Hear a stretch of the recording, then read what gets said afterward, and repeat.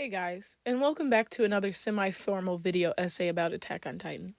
Today's topic will be the odd morality of the end of Attack on Titan, more specifically, the odd morality when it comes to the character Annie Leonhardt. Shingeki no Kyojin, or Attack on Titan, was a series once nicknamed a masterpiece in the making. It is well known for its morally gray characters, especially. The character formula of Attack on Titan works like this. You're introduced to a character you assume is bad or evil, then their motivation is revealed, and it really highlights the fact that, this is a quote from somewhere, probably George R.R. Martin, that, quote, no one is a villain in their own story. We see this with Reiner especially, and also we see this with Rod Reese. We also see this in reverse with Eren Yeager, whereas his motivation is revealed first, and his actions follow suit, assuming chapter 139 isn't canon.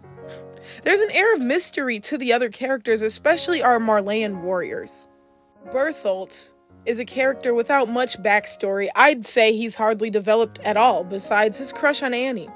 As the Colossal Titan, he helps Reiner wipe out 20% of Paradise Island as a result of them kicking the walls down to infiltrate the military. By the end of the series, Bertholdt gets his due justice. Anyone who is willing to kill someone should be ready to die themselves. Bert understands this, and though he does die kicking and screaming, it eventually settles in his mind that he deserves his fate, and he dies as a result of his actions. Now, you may have noticed I glossed over someone extremely important, especially as far as the conversation of morality in this show goes. And I did that because there is a character in this story who is, for some reason, excluded from the beautiful morality balance in Attack on Titan. Someone is completely above the karmaic formula that delivers payoff and a sense of twisted justice to the audience. That character is none other than Annie Leonhardt. This is a quiet, mysterious character who seems so interesting as she seems to take an interest in Eren, our main character, while training. She goes as far as to teach him a move that becomes so vital to him throughout the rest of the series. She seems cold, doesn't say much, doesn't get that much screen time, but despite her initial elusivity, she becomes engaging through her interest in Eren, our main character, and disinterest in most other things. She's then revealed to be the female Titan. She goes on an all-out killing spree on the Survey Corps. She steps on people, smushes them flat, kicks them and crushes them like bugs, spins them around like yo-yos, etc. She comes off as a one-dimensional villain from a comic book or a kid's show, Mojo Jojo, if you will, and I'll tell you why. She has no character growth besides her developing a crush on Armin. The story rationalizes her sadism because she needs to get home to her father, but it doesn't explain why she kills people with a smile on her face. Unlike Gabby, she didn't witness any devils from Paradis doing anything demonic. She even says that she realized the people of Paradis were just like everyone else, and that she would do everything she had done, everything terrible that she had done, in the series, again, if it meant that she got to see her father. These desires are selfish. This goal and this dream of hers is selfish. Going to another country and killing people, this is known by today's standards as a terrorist attack, all so that you can take a hostage back to your country so you can live a better life with your father or pay bills more easily, is selfish.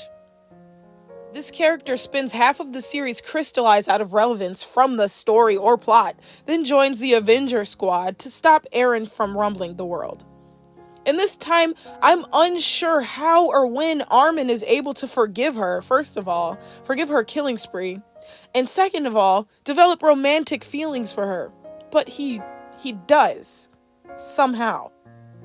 We learn that she heard him all those years talking to her, and she too develops feelings for him. Somehow.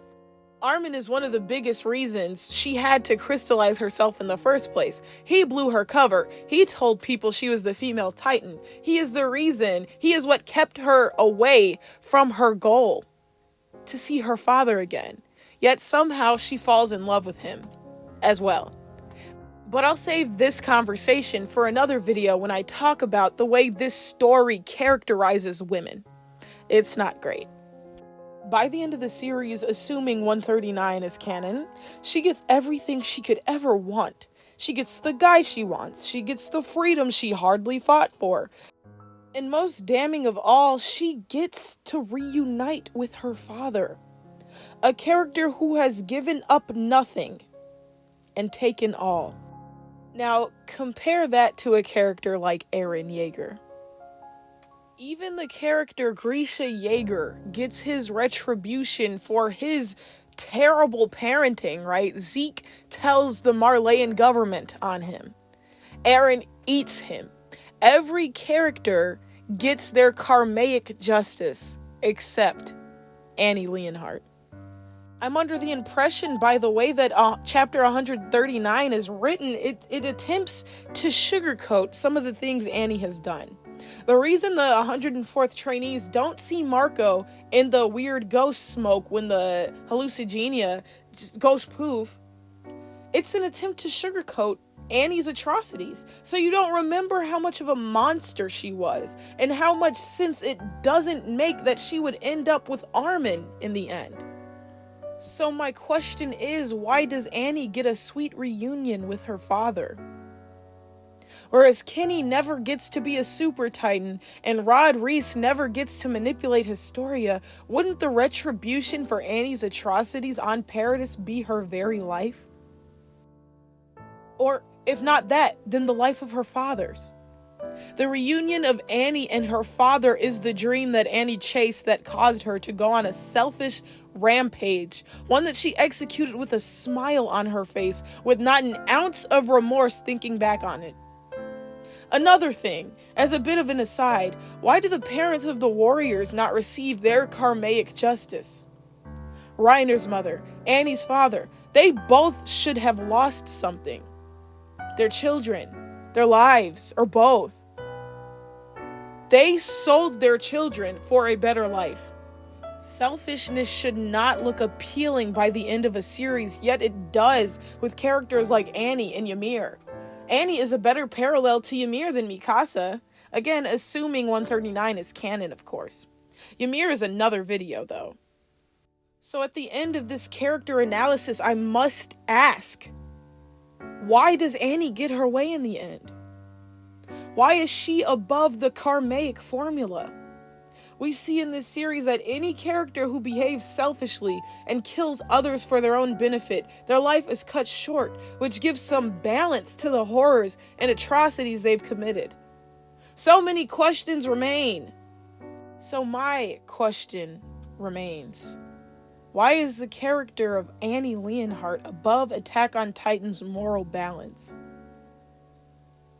Is it because she was only killing soldiers? Are they not alive? Is their life different than like a civilian's?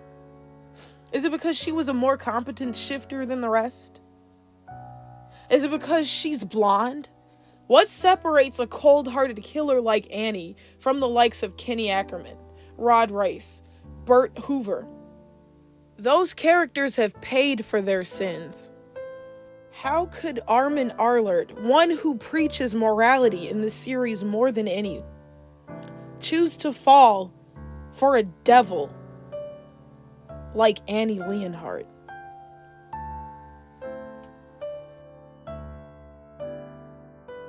Hey guys, so that's the end of the video.